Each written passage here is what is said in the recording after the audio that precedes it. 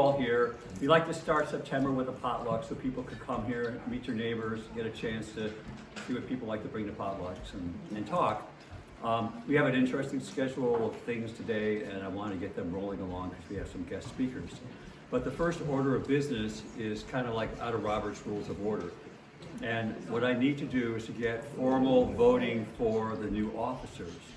So our president, Jessica, is now our past president. I don't think that takes any vote because that's what happens to presidents after the term is up. But Rada has moved from vice president, Rada Newsom has gone from vice president to president, and I've gone from secretary to vice president.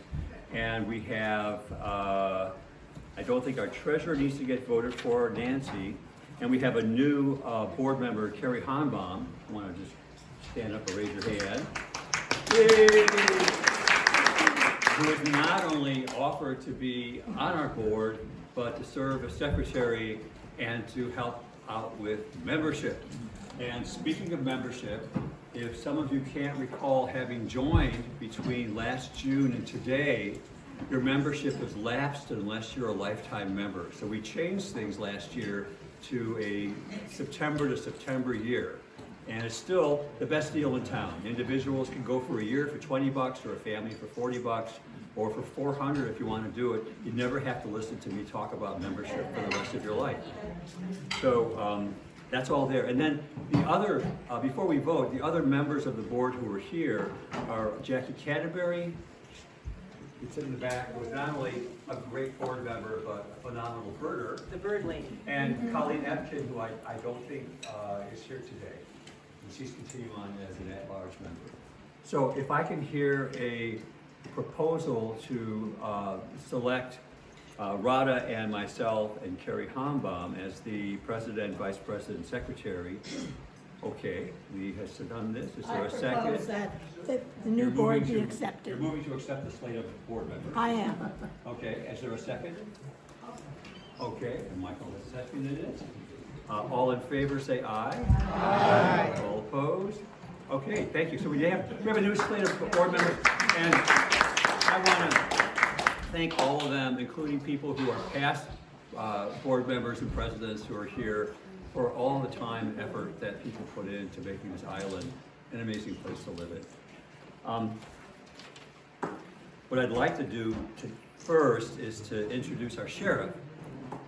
Annie Pernsteiner is not running for election. I think you're the only one who's going to be elected as the next sheriff. But he's come here prepared to talk about sheriffy issues like crime on Marrowstone Island and perhaps even traffic and speed limit issues. But I'd like him to come, give a presentation, and then if you have questions, I'm hoping we'll have time to do that. Any questions?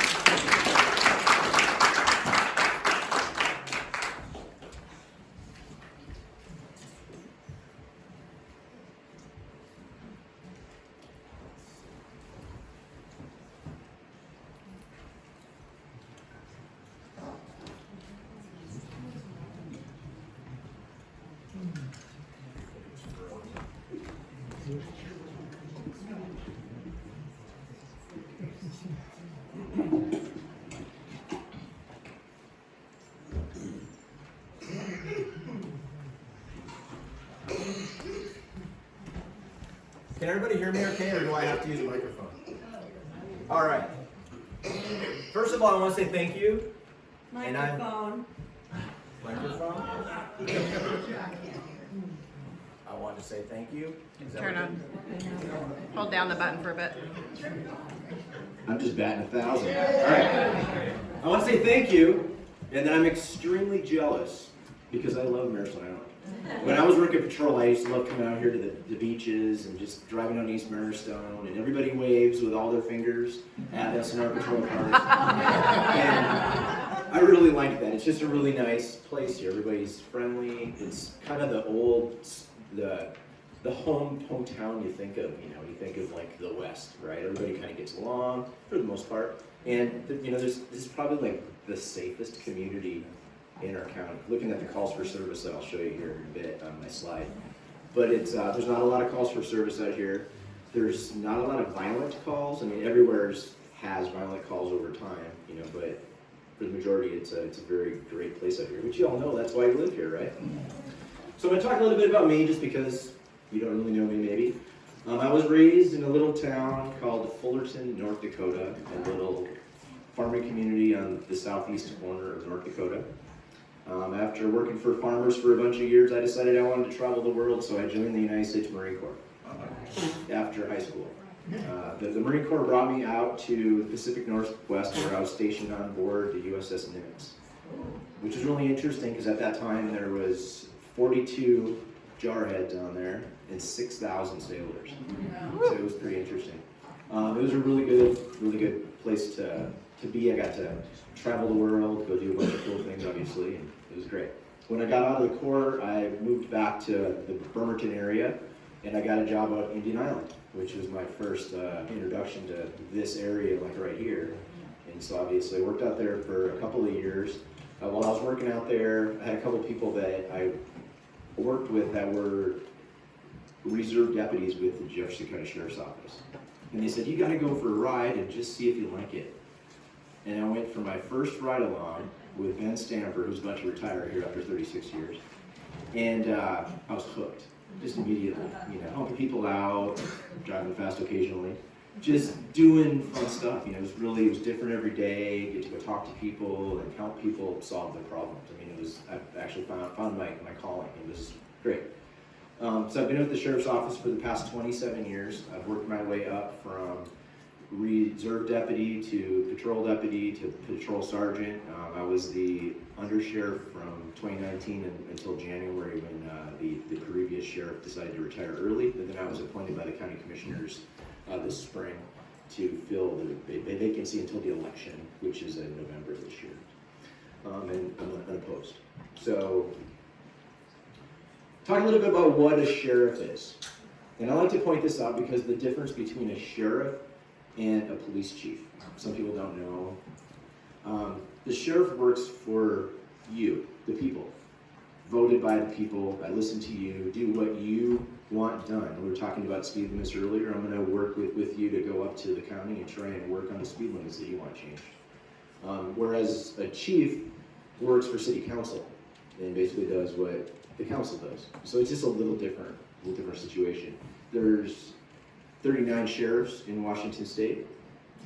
There's 11,000 peace officers in the state of Washington. This includes state patrol, deputies, and police officers. And there's only 2,300 sheriff's deputies in amongst all the counties. How many people know how many Jefferson counties there are in the United States? 6? 25. Ooh, close. No, there's 26. Oh. So Sheriff Brassfield, who was the sheriff a couple of years ago, actually contacted all these sheriff's offices and said, I want a patch. I want one of your patches off your arm so I can make this thing someday. So he gathered all these, gave it to Captain Stamper, and him and his wife put this together, and it's hanging in our office. The reason this is like so important is we get phone calls all the time from Jefferson County, Colorado, because that's right next to Denver, and so there's all sorts of calls that come in because they just Google Jefferson County and it pops up our office, and so we're responding to calls in Denver. So kind of an interesting little fact. The sheriff's office was established before we became a state. The county became established in 1852, the sheriff's office 1853.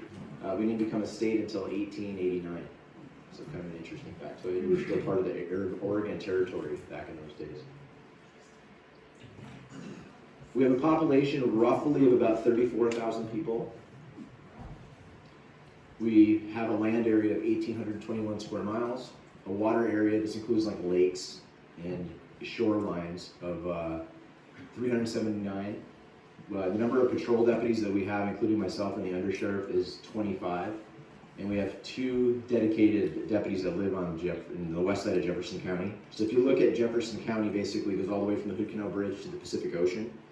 And obviously there's mountains in the middle, there's nobody living in the middle, but we have a stretch of land on the west side over there. So there's 2 resident deputies that live over there to respond to calls for service.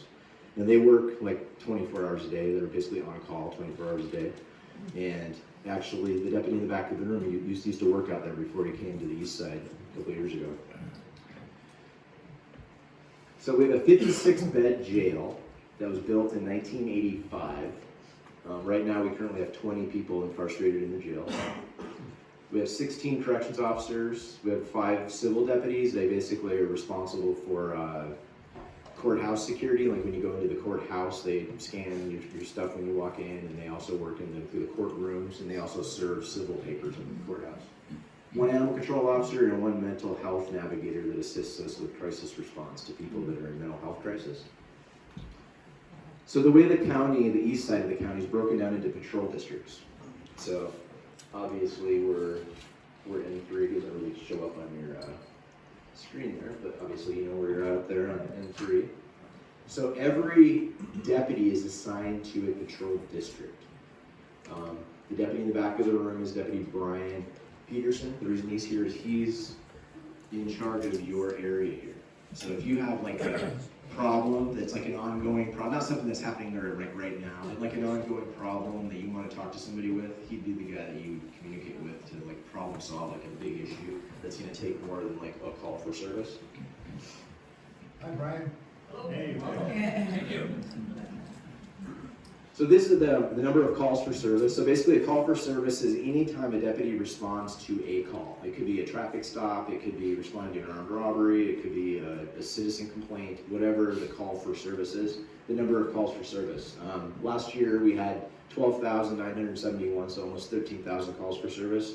There was a little bit of a lull obviously during COVID there because we weren't making a lot of self-initiated contact for obvious reasons with the spread of COVID. The important thing to remember is to report anything that you see suspicious, and report that to us and let us know. I mean, that we're working 24 hours a day. If you see something that you're like, I wonder if I should call, you should call. Because if you don't call us, we're not going to come to the area. We're not, because especially Pernsteiner Island, the way it's situated out here, obviously y'all know one way in, one way out, unless you're in a boat.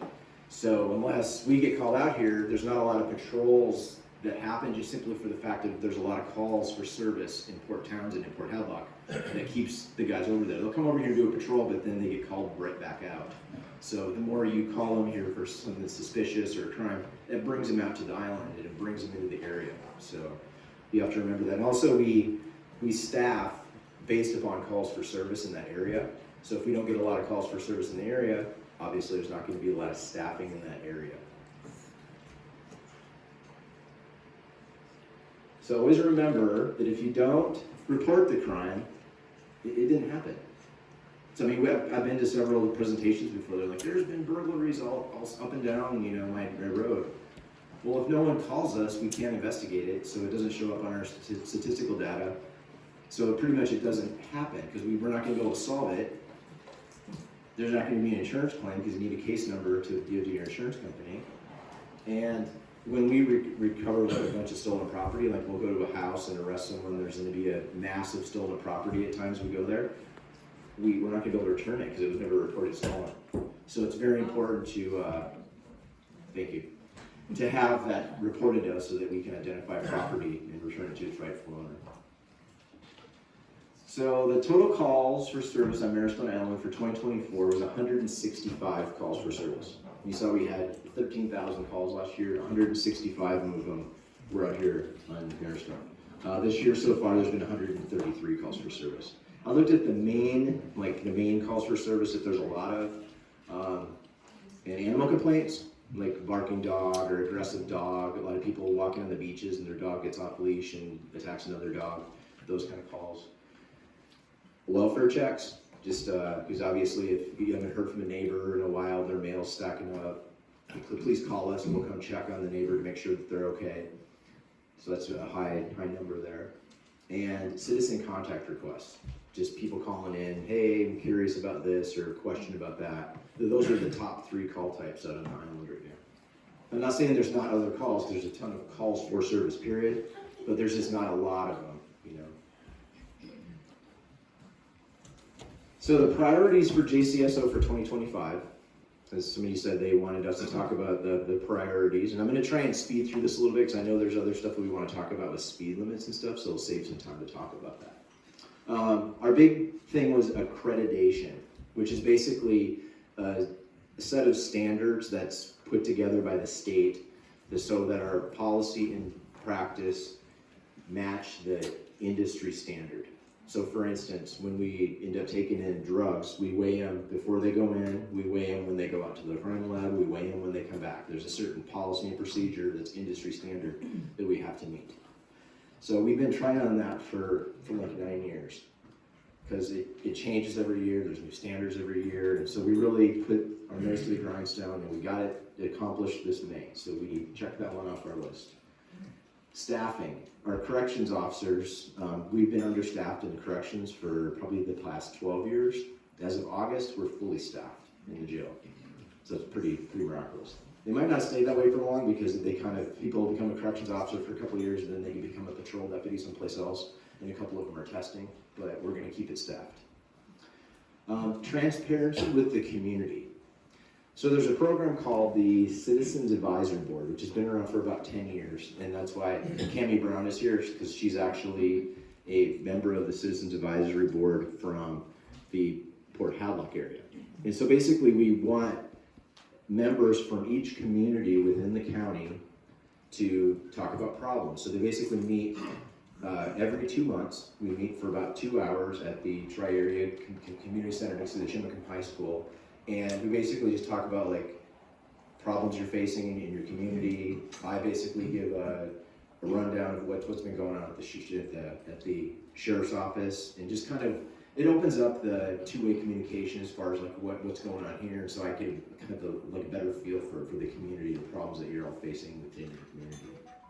So if anyone's interested in doing that, being the member from Maristone Island to represent Maristone Island, please see Cammie afterwards, because she's got the information. We can have 2 members. I mean, it's fine, but if you're interested in doing that, please get with Cammie. And body cameras. Obviously, the policing has changed a lot in the past 5 years. And one of the things is transparency within law enforcement.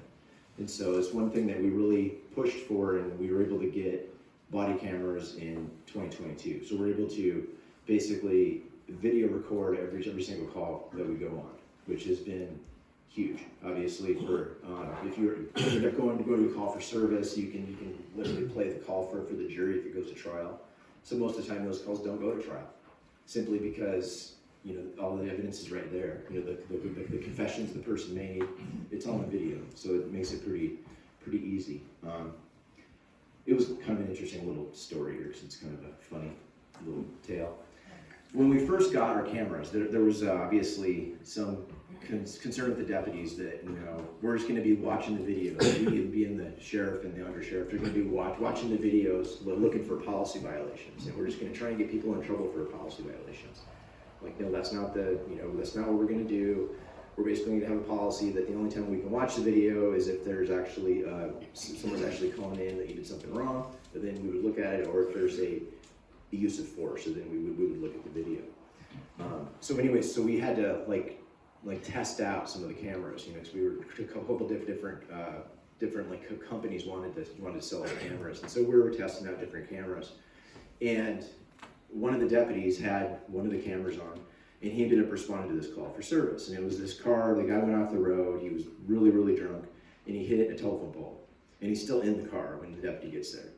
So he's talking to the guy, and he goes like, "Oh, I don't know what happened. I just came off the road." And the aid crew gets there, because of course we're not going to remove him from the vehicle because he may have some serious injuries because he just hit a pole and he's still stuck in the car. So the aid crew gets there. They start extracting him out of the vehicle. Well, as he comes out, he has a gun in the back of his pants. So the deputy grabs the gun, clears it, sets it on the hood. And it was no big deal, just totally put it on the hood. Guy gets on the gurney, goes to the hospital, gets checked out, for the collision, and then we deal with the DUI portion of it later. Well, the next day, the driver calls me and says, "I want to report a complaint." I'm like, "What's your complaint?" "That deputy, he pulled my gun out, he pointed it at my head and said he was going to blow my head off." And I'm like, "Oh, well, let me watch the video." Then there was a pause. "What?" "Well, he had a camera on, I'm going to watch the video." "I think I have amnesia. I don't need a..."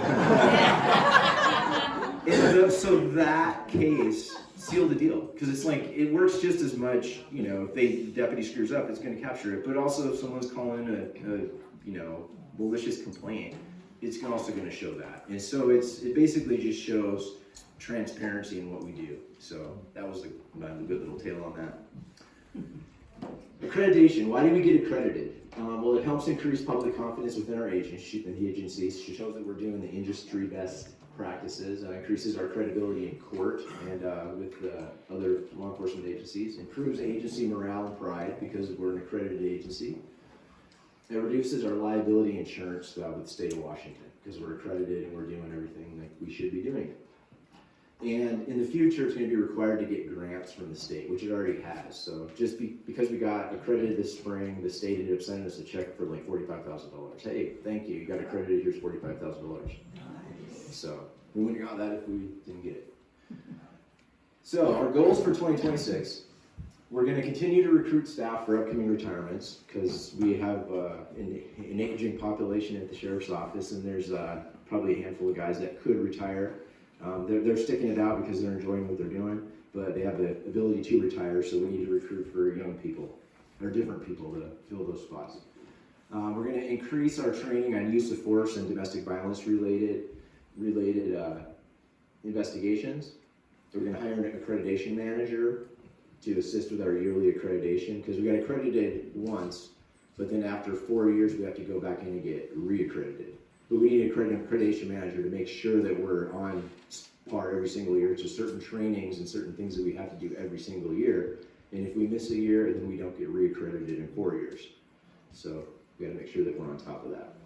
We're gonna continue our teamwork with the Children's Advocacy Center, which Jessica is a part of, and that's how I know Jessica. She does a great job with that. The Dove House, Discovery Behavioral Health Care, and Believe in Recovery. They're our partners in the community to work with some of the calls for service that we have here. We're going to increase our staff training with active shooter response. We typically do one large active shooter response per year. So we pick an area that we think this place has the potential to have an active shooter, like whether it's a school or a business. And so we go there, we walk through the area, look at it, and then we back out and we do a mock call for service. And then we'll go into the call and check everything out that way. So that's how we respond to active shooter situations. We incorporate our crisis response team training to all patrol deputies, so that every deputy that works there, and not just the ones that are on the crisis response team, will have some kind of tactical training. We're going to proactively target traffic complaints across the county and work with Public Works, because a lot of sometimes it isn't necessarily just enforcement is going to work. It takes like engineering of the road, whether it's changing the signage, putting in speed bumps, making the lanes narrower to actually slow and calm traffic down.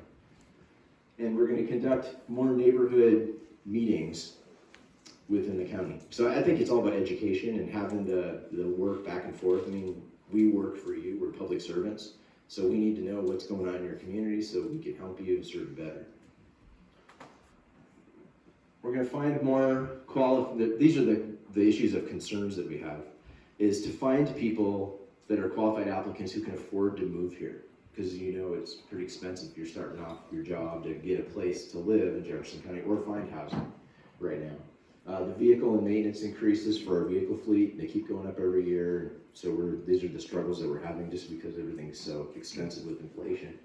And our aging jail facility, like I said, it was built in 1985 and it's starting to have some issues. We want to upgrade, but it's a huge concrete slab, and so trying to figure out what we're going to do with that in the future. So we're doing some fraud awareness presentations. I brought some pamphlets with me on the table back there to hand out. And basically, we live in trying to figure the professional way to say this, the oldest community, I guess, in the state of Washington. So Jefferson County has an median age of 64.1, which is the oldest age of any community in the state of Washington. I believe it's within the top 10 in the United States.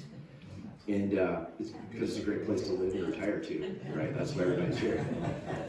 But because of that, people tend to get taken for fraud.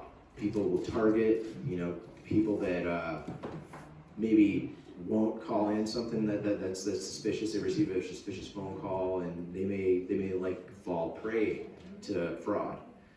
And the reason it really affects me, I went to a conference a couple years ago in Washington, D.C., and it was kind of put to me like this. So if you're 25 years old and you fall for fraud and you lose $50,000, you have the rest of your life to regain that $50,000. If you're 85 years old and you fall for fraud and you lose $100,000 that you had in the bank, you're not getting that back probably by the time you leave this mortal earth, right? So it's kind of one of those things where people target the people that are aging just because they're easier to prey. And so we're putting together this class. We've partnered with First Security Bank, and we're going around the county teaching these classes and talking about, like basically things to look out for, common scams and schemes that they're doing. And so basically put you on the alert so you don't become a victim of it. So it's a lot easier for us to investigate something if it never happened than it is once you've already lost money. Trying to get it back sometimes once it leaves the United States is pretty difficult. So there's one coming up in Port Ludlow at the Beach Club at 1:30 next Friday, the 26th. The following day in the morning at 10:30 in Brennan, and this is all on our Facebook page at the Sheriff's Office. And there's one in the afternoon on the 27th at the Quilcene Community Center. Anybody got any questions? Sir. You had on one slide about the welfare checks, Yes. and I'm wondering how you interlace with AJFR's CARES program. We relate quite well with them. Basically, if there's any call for service that looks like it's going to be, everybody know what the CARES program is? No. There's actually a CARES person here. Where'd she go? Right there. Do you want to come up here and talk about the CARES programs? Because she actually does the CARES program in Quilcene. I can never remember what CARES stands for. I know they go around houses and check on people. Come on, Kimberly. It stands for Community Assessment Referral Education Services. Okay. And we are through the fire department. I'm with the Quilcene Fire Department. Jeff and Aaron are the East Jeff Fire Department CARES program. And we follow up on non-emergent 911 calls primarily. And we're also both members of Olympic Connect, which is a care hub in Jefferson County. So It's an extremely great resource it that is a great resource. we have here in Jefferson County. And it's kind of interesting. There's actually quite a few people that live by themselves. They're 75, 80 years old. They live by themselves, and they don't have anybody to help them out or take care of them or to check on them. And so they may have medical issues or whatnot, and they'll say we get a call for service of a welfare check to check on someone. We go to the house. Clearly they need assistance. I mean, we'll make sure they're okay at that time and try and call family members. But then we basically get all their contact information and give it to the CARES team. And then the CARES team will constantly check on them, like weekly or daily, whatever the situation is. But it's just a great resource that we never had until a few years ago here in Jefferson County. So it's just a great thing. They had one where this lady was living in a trailer park in Port Hadlock, and she had early onset dementia. And she refused to eat. She couldn't go to the store. So they literally were going there and checking on her daily.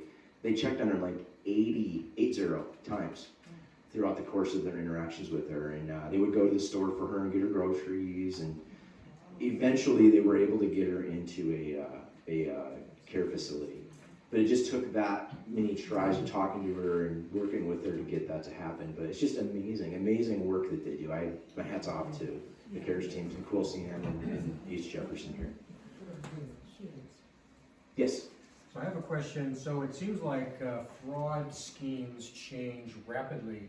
So do you have national connectivity to sort of be aware of, here's the next one that's coming, that sort of thing? We do, but the problem is it seems like they target like certain areas. Like we'll get like hammered with, this is the Jefferson County Sheriff's Office. You have a warrant for your arrest. Please pay $500 via PayPal. And they'll target this area, and then you won't get any more calls like that. Then it'll be a totally different scheme. So it's really hard to stay on top of them because typically by the time we know about it, they're already moved on to the next one. So then there's so many different ones that are across the nation. It's pretty scary. And it's pretty scary like how many people in our community have been defrauded of a lot of money. a lot of money. I mean, things that I would never think would happen here in Jefferson County. We had this one where this person called. I think it started off with they got an email saying that they bought something on eBay and their payment was declined. And they're like, well, I didn't buy anything on eBay. And so they respond back. Well, there's a telephone number. So they call the phone number. Well, and it's right to the scammer. And they're good. I mean, they can buy your shoes right off your feet. They're really good salesmen. And they basically end up talking this person into believing, that they, oh, it was a mess up, what we're gonna do is we need to give you the money back into your bank account. And so they gave them their bank account number.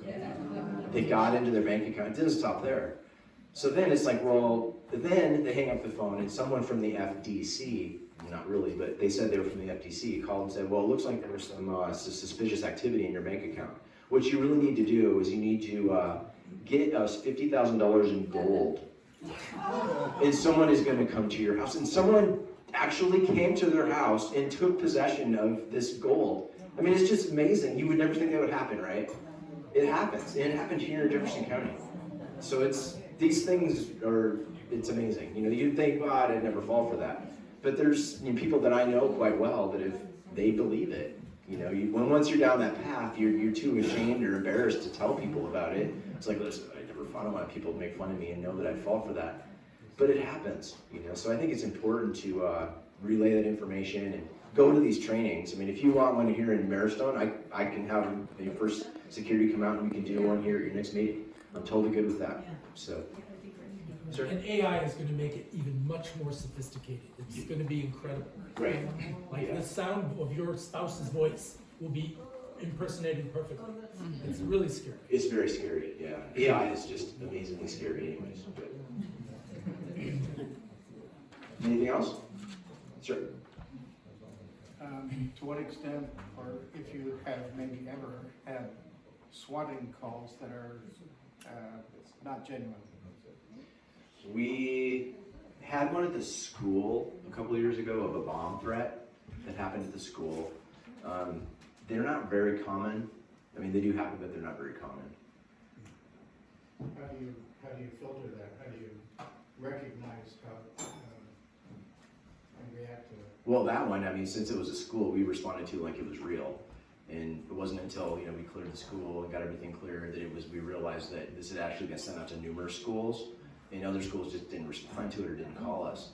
And once we realized, then you try and track it back, but a lot of the times it just goes either out of the country or to a country that we can't follow the IP address, and it just disappears. It might be that people here don't know what that really means. The swatting. It's basically when someone calls something in that's fake to get you to respond to something. Like they'll call something in saying that there was one. It was pretty recently, not around here. It was in Washington though, of an active shooter at like a mall. Someone called it in, and so it's like, oh wow, you think it's real? It's all this information, and they end up responding to it just to find out that it was a SWAT. It wasn't real. So, but if someone someone obviously gets caught doing it, it's a major crime. So calling in a false activity like that. Yes. I'm hoping this isn't going to happen here, but if there was illegal federal forces coming here, does the sheriff's department have any kind of policy like to protect us from them or join them? That's an interesting question. I mean, you're talking like ICE, or you're talking like if... Well, like ICE or the illegal, like federal taking the state forces. Right.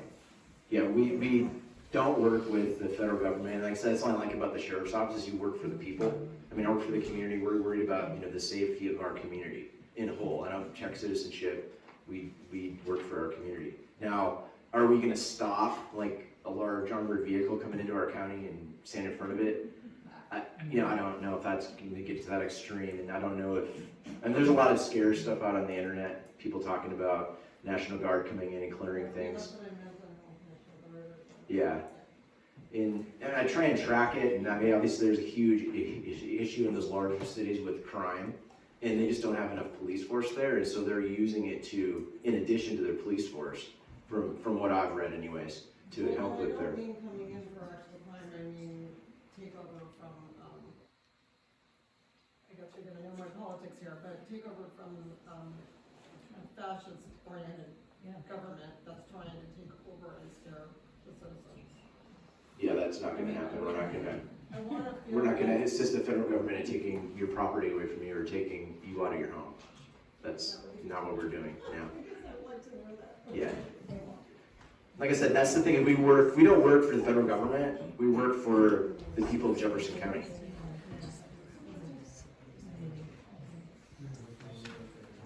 Yes. So to what extent does the sheriff's department receive material and vehicles and support from the U.S. Department of Defense? The only thing that we've received from Jomo is what's called is that armored vehicle that we have. I've seen it. It's Yeah. pretty scary. It is pretty scary, but it's also pretty scary to get shot at on a call. And so you're in that thing, they can shoot at you and it just bounces off of it. So it's nice to have it. It's one of those things where you think you'd never need that in Jefferson County, right? You don't need that in Jefferson County. We responded to a call probably 5 years ago on Egg and I Road where there was an individual in his trailer and he had a gun and he was just like shooting out of through his walls, over his neighbors' houses, and his neighbors are calling in. Like, hey, the neighbor's like shooting, what do we, please help us. And so we respond there. Well, we didn't have an armored vehicle at the time. And we're sitting down the driveway and like rounds are whizzing over our heads. So we ended up taking off our vests and taping them to the side of the patrol car so he could drive up to the house to try and contact him. And I'd much rather be in an armored vehicle than taping it to the side of my beautiful black Charger out there. So, yeah. So, there is times, is it often? No, it's not. But, the thing of it is that our crisis response team, we work in conjunction with the other entities on the peninsula, Clallam County Sheriff's Office, Gwen PD, and Port Angeles Police Department, and to be able to work on, major calls for service like that. And there was a call for service up in between Squim and Port Angeles and Clallam County, probably a month and a half ago, where this individual was likely on some kind of drug, just walking around completely crazed, saying that he had a gun and he was gonna shoot cops. The guy had a warrant for his arrest. They end up following him back to his house. They go to the house and he comes out with what looked like an AK-47. And he racked it with the police officers at the door and they're like, whoa, and they backed out. So we responded up there with our armored vehicle and Clallam County responded with their armored vehicle. We got to the front of the house and he started shooting at our armored vehicle. And it received several shots in the window and the top of it. It didn't go through. And I'm awful glad we had it. We were able to gas the house. He dropped the gun and ran out the back door and was taken into custody without incident.